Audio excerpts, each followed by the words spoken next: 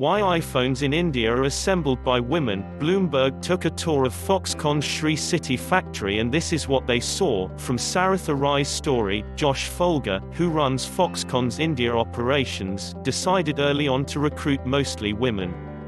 Female factory workers are commonplace in China, but unusual in India, where rural women are typically consigned to unpaid household or farm work.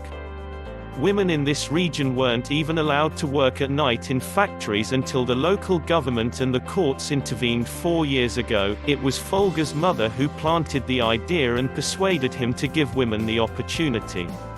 A teacher whose students often hailed from underprivileged backgrounds, she told him girls are curious, hard-working and committed, but family circumstances prevent them from going to college.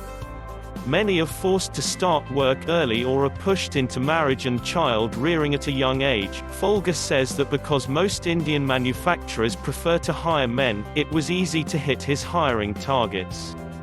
But he's had to make accommodations. For instance, the air conditioning had to be turned up to 26 degrees because the women have never experienced it before.